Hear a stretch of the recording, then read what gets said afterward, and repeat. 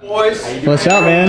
how's it going, man? How's it going, brother? How you doing? This is James. Good to meet you, man. What's been the most amount of money that you've ever made in a single year? My business did 149 million last year, and we should do double that this year. About $1.5 million. Most I've ever made in 1 year is 10 million. You became a millionaire at 30 years old. Yeah. Eventually, you became a billionaire.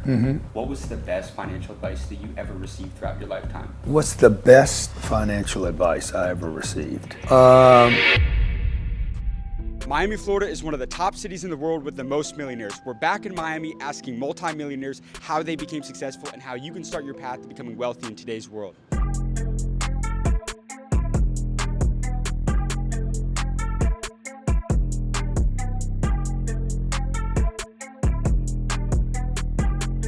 What industry did you decide to pursue a career in? I started out in e-commerce. Now we're in mergers and acquisitions and largely in real estate as well. What has been the most amount of money that you ever made in a single year? So last year was our largest month. We made about $5 million gross, about $3.9 million net. This year we're on track. We're already at $6 million, and so valuation is $10 million gross. We're hoping to close about 7.9 of that net, and so we're at 6 now. So we're already beaten last year, and that's the beauty of scaling and having a system. If you can put the right people in place and delegate your work, then you're able to grow a business. A lot of people want to be that solopreneur. I will do everything myself so I don't have to pay anyone. Once you start to delegate tasks, that's when you're going to start to see major growth. And that's the main reason why we're seeing growth this year is because I learned how to build a team and build a system. Throughout your career as an entrepreneur, what has been your secret to sales? How have you been able to consistently sell products at a high volume over your career? So sales is psychology. And one thing that you got to learn is that if you can make someone believe that something is, first of all, limited edition and that it's exclusive, you can get them to buy anything. Did you guys hear about, there was a video of, they set up like a fake luxury store. It was called like Papelli. And all they had was Payless shoes in there, like $20 shoes. But they named it Papelli, put a little asterisk on there, had $800, $900 price tags on these $20 shoes, and people were coming in, lining up to pay $800 for some shoes that cost $20. Branding. If you can brand your business, if you can brand yourself, you can sell anything to anyone at any time. What's the best financial advice you would tell the younger generation of kids coming out of school today? 100%, man. I would tell them, first of all, everything that glitters isn't gold. Everyone that you see driving a Lamborghini and wearing flashy clothes, they aren't actually rich. The thing about social media and the world these days is that everyone is selling a lifestyle that a lot of people aren't living, and then you go broke trying to keep up with that lifestyle. Don't keep up with the Joneses, even if you are making money. I know more millionaires who have sat back, lived below their means, and built their funds over time than I know millionaires who made $1 million in 1 year and then started buying Lamborghinis and luxury clothes. The best financial advice I could do is live below your means, invest, accumulate your money, compound interest, open a Roth IRA, invest in your Roth IRA every single year, compound all of your money. No matter what you do, compound your money, and you will be rich. I don't care how long it takes, you will be rich. This is 100 years. Poor people think in weeks and months. Rich people think in years, in decades. That's how you get rich, by thinking long term. Stop thinking like that get rich quick stuff is gonna get you broke real quick. That's amazing, bro. Yeah, Kill that shit, bro. Yeah. All right, you guys, we are now in Sunny Isles. This is a different community in Miami. It's a very high-class area, but we're here to interview a 9-figure solar company CEO. We're gonna ask him how he was able to scale his business from not just 7 to 8, but 8 to 9 figures, and really get some game for all the young and hungry entrepreneurs out there. Let's get it. Yo, What's going on? What's up, How you guys? doing, How are you, Jimmy? man? Good, man. Awesome to meet you, man. James, nice to meet you. Zane, nice to meet you, man. What industry did you decide to pursue a career in? So I went all into solar energy. Why? Because I believed that that was the most important thing that I could do at that time. So I went selling door to door, got very good at the product, learned the customer base, learned the proposal, and then I got into installing the stuff, actually learning about the technology, how it's built, building a team of construction workers, engineers, designers, and that led to me building one of the largest solar companies in the United States today. Elon Musk once said, you get paid in direct proportion to the size of the problems that you solve. And so you're the CEO of one of the largest solar companies in the entire country. So what has been the most amount of money that you've ever made in a single year? My business did 149 million last year, and we should do double that this year. So you're on track to do about 300 million this year. Correct, yeah. So let me ask you, what was the biggest thing that you've implemented in your business to take it from not only 7 to 8, but eventually 8 to 9 figures? To get to 7 figures, you need a really good idea and really good sales and marketing. To get to 8 figures, you need a really good team. If you have the right people around you, you'll be able to get to 8 figures. But to get to 9 figures is one of the hardest things to do. You not only need a really good product, you need really great marketing, you need really great sales, you need a really great team, but most importantly, you need systems. You need SOPs, standard operating procedures. In my company, there's a standard operating procedure for everything we do. And this is a little bit of a joke and exaggerated, but there's legitimately a standard operating procedure if you want to go to the bathroom or if you want to make coffee. The whole point of that is for every system and function in the business, it has to be documented. Because if it is documented, that means that if I get sick today, I can pass my colleague that document and they can actually do my work function. So therefore, you are no longer relying on me. And when you are an 8-figure business owner, a lot of times people are still relying on the CEO. But when you become a 9-figure business owner, people aren't just relying on the CEO anymore. They're relying on the machine and the system. So the CEO could die, but the machine and the system will continue to scale. So to me, that's where most people get stuck at that 8-figure range. So you've got hundreds of millions of dollars coming into the company that you're dealing with. Correct. But what's been the best financial advice that you ever received throughout your lifetime? If there's one lesson that a mentor or somebody taught you about money that's always stuck for you, what is that advice? Spend your money. Everyone is gonna be like, what? Everyone says save your money, hoard it in the bank account. No, the only way that you can build something is by pouring into it. It's like, imagine if you had a brand new Bugatti parked downstairs, but there was no gas tank to put fuel in, so you literally couldn't drive it. That's exactly what a bank account's like. You have a $5 million bank account that's not working for you. It's literally like a Bugatti with no gasoline. It's like an art piece. Like, you're just gonna look at it and it's gonna deteriorate in value every single year. When you have money in your bank account, do not look at it as something to protect you. Look at it as something to make you more money and make you more successful.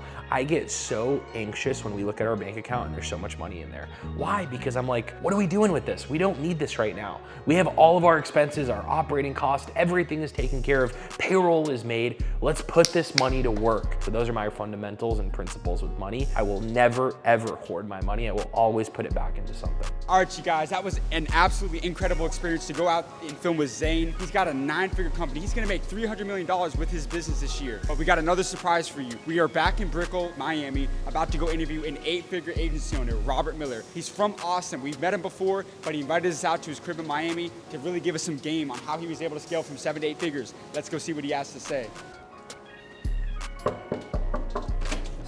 What's going on, boss man? How you doing, guys? brother? Good to see you, man. Good to see you, man. Good to see you.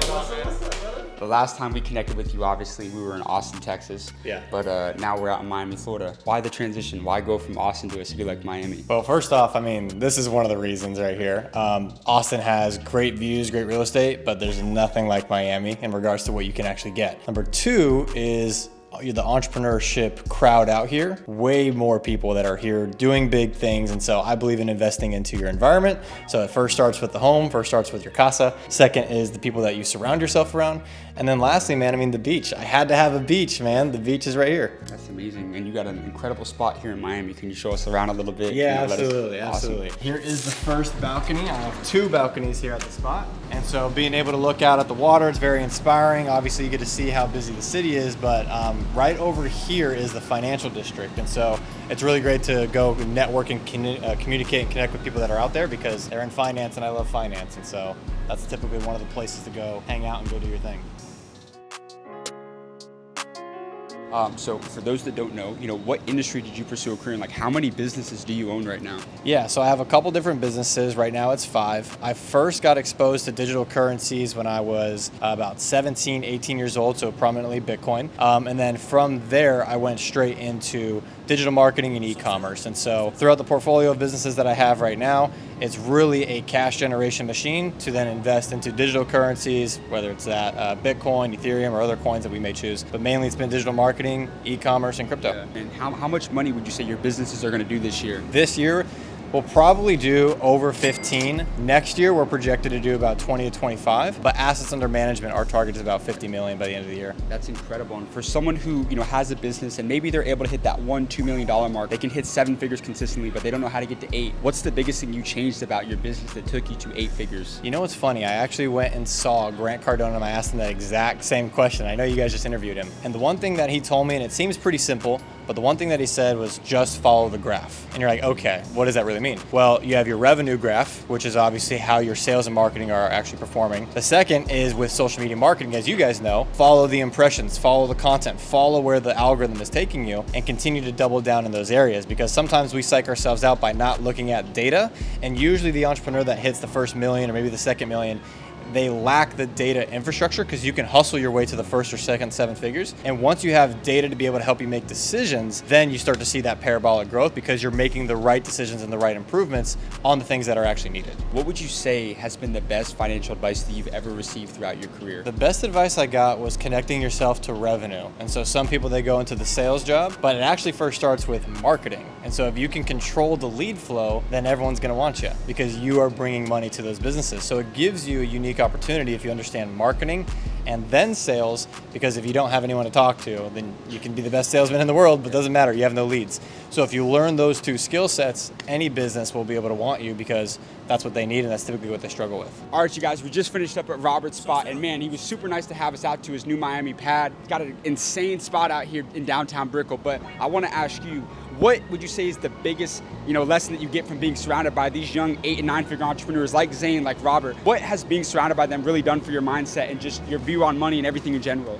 Being surrounded by young guys like Zane and Robert, it really shows you that their vision is so much greater than where they are right now. They could be at 8 or 9 figures right now, but that's not all that they want. They want to shoot for the top of the mountain. What they're doing right now is nothing compared to where they want to go. It's just a reminder that even when you accomplish like really great things and you achieve a certain level that might be greater than what most people are doing, just remember at the end of the day, the only person you're competing with is yourself. And so just being surrounded by them, being a part of that energy is just like, damn, I just got to keep smashing through every fucking ceiling and every fucking wall that's in front of me until I hit the top of the mountain. Absolutely. And I have one more thing to add on to that. Like and subscribe to the School of Hard Knocks for some amazing content, and stay tuned, because the biggest surprise yet of the channel is coming at the end. What industry did you decide to pursue a career in? I started in online training. Yeah. I was one of the people I didn't invent it, but I was one of the pioneers in online training back in 2008. Yeah.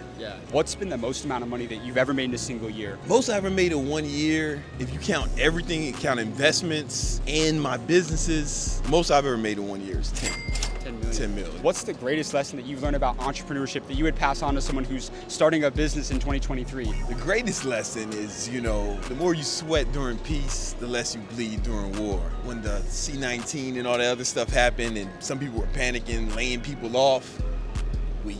I didn't lay off nobody. In fact, I started hiring people, right? Because I had prepared for those situations. When I was doing really well, I made sure that I stacked money, I stacked bread, and I just had a whole bunch of savings. I told all my employees that we're not laying nobody off. Even if we don't need you, just chill. And one of my mentors told me that the reason most businesses can't last 10 years is because there was a recession every 10 years, right? Everybody looks like a genius when times are going good. Only the real G's can handle it through the recessions. So what is the secret to being recession-proof? And even though during those times, regardless of what's happening in the economy, what's the secret to surviving that? Well, in my opinion, I think it's one, just having a bunch of money or access to money, because that can be credit, so if you don't want to keep cash, or it can be assets that you can take loans against if things go wrong, because you want to just be able to be liquid. When the shit really hits the fan, it doesn't affect you, or you can capitalize on, when everything goes on sale. Another thing is skills, right? I know no matter what, if everything hit the fan, I know how to market and sell well enough that I can just call one of my friends who has a business and be like, yo, let me sell for you or something, like worst case scenario,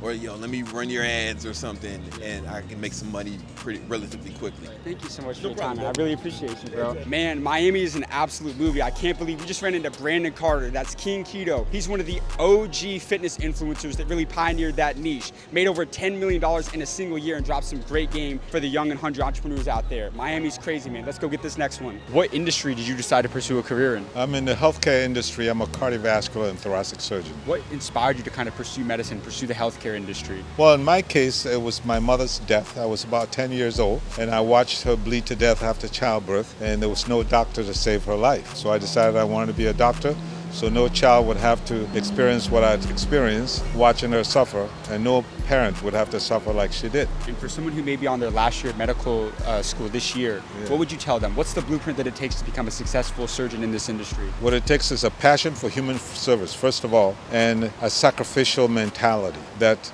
You have to stay so focused because medicine is huge. There's a lot to learn. It's a very long career, but you can't have any other interferences. You got to stay really targeted and very focused and strive to be the best doctor you can be. In doing that, you want to be the best at everything that you do. What has been the most amount of money that you ever made in a single year? About $1.5 million. $1.5 million, sir. Yeah. For someone who's aspiring to go from 6 to 7 figures in their career, what would you tell them? What does it take to kind of, is it like a mindset shift? Like, what did you implement that allowed you to get from 6 to 7 figures in your career? A love and passion for what you do and a strive for excellence. Be so good that nobody can do it better than you. And then the money comes. If your priority is the money, more than likely you'll fail. If it's excellence, the money will come with it. Thank you so much for your time, sir. I really appreciate no that. problem. Have a great day. Thank you. Good luck to you. Have a great day.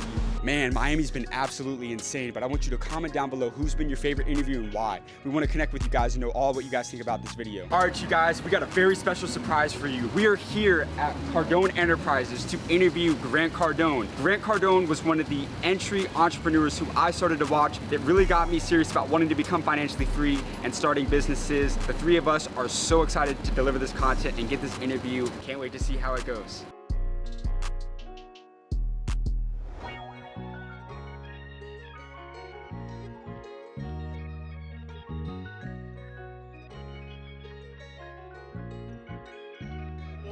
What's up, man?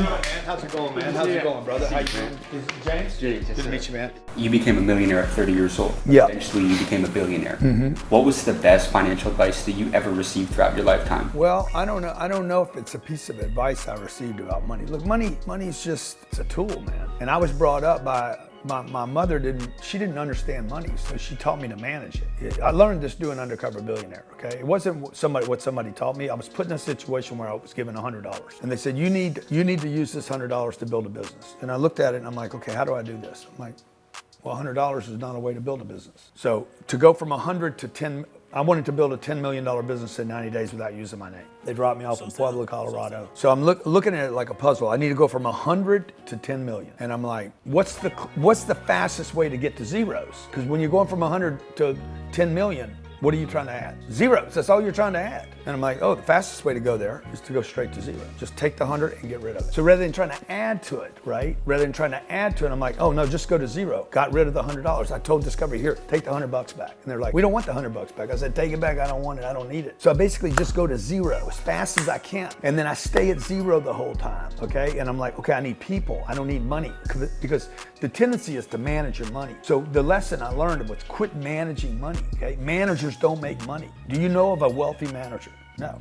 Fund manager, Goldman Sachs, they're not managing money. What are they doing? They raise money and then they invest it. And they raise money and they invest it. And they raise money and they invest. That's how they make their money. So like, go to zero, man. Don't have any money. Do not save money. Don't plan for retirement. Take every penny you earn from every person you meet and reinvest that money. Reinvest it in something that it's your business, your marketing, your brand, your information, getting better, faster, more confident, anything that makes you faster, better. And then when something's left over, start investing in other real assets. Invest in, where do you guys live? Austin? Yeah, start buying real estate. Next 18 months is gonna be the greatest real estate opportunity in your lifetime, maybe for the next 50 years. Thank you guys so much for watching this video. Miami was an absolute movie. Be sure to leave a like and subscribe for amazing content coming soon. And click here to watch our full interview with real estate billionaire Grant Cardone.